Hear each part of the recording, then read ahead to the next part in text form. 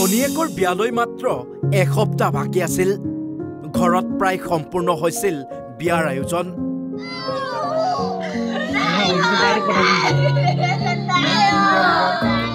21 দিনৰ ছুটী লৈ আহিছিল আৰক্ষী ভাতৃ, কিন্তু নিয়তিৰ পৰিহাস। ভক্তিৰ বিয়া চাবলৈ নাপালে ভাতৃয়ে।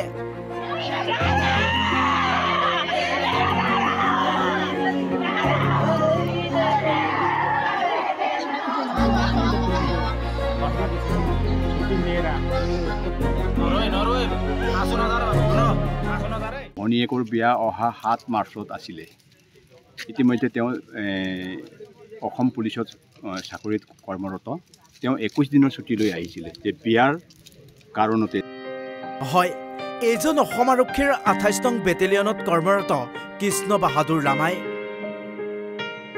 ঘৰ বাক্সাৰ ভাৰত ভূটান সীমান্তৰ উত্তৰ কুচিত। ভনীয়েকৰ বিয়াৰ বাবে 21 দিন ছুটী লৈ আহি ব্যস্ত হৈ পৰিছিল বিয়াৰ আয়োজনত।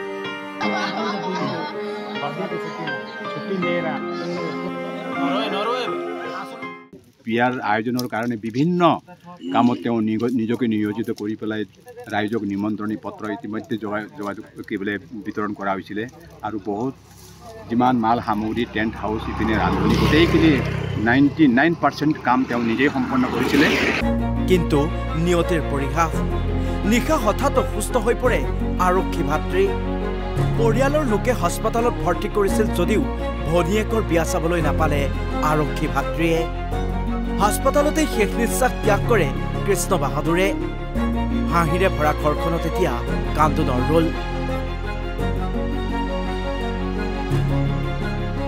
7 দিন পিছতে তেওঁ অকস্মাতে ৰাতিৰ ভিতৰতেই ভীষণ এটা অসুস্থতা ভোগ কৰি পেলাই তাৰ পিছদিনা ৰাতিপুৱা প্ৰায় মেডিকেলত গৈ পোৱাৰ পিছত তেওঁ 10টামান বজাত তেওঁ প্ৰাণ ত্যাগ কৰে। ঘৰৰ একমাত্ৰ ল'ৰা তেওঁ, একমাত্ৰ।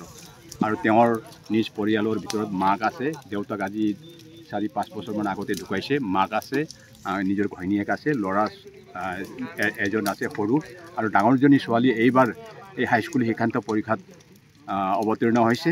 আৰু অহা 3 তাৰিখে এটা বিষয়ত পৰীক্ষা আছে।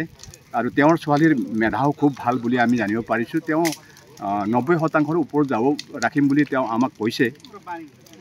দুখজনক ঘটনা। এতিয়া ক'ব গ'লে, এক কথা ক'বলৈ, আমি সকলোৱে আত্মীয় স্বজন, নিজৰ সম্পূৰ্ণ ঘৰ পৰিয়ালৰ মানুহ তাৰমানে শিল পৰা কপৰ নিচিনা অৱস্থা হৈছে।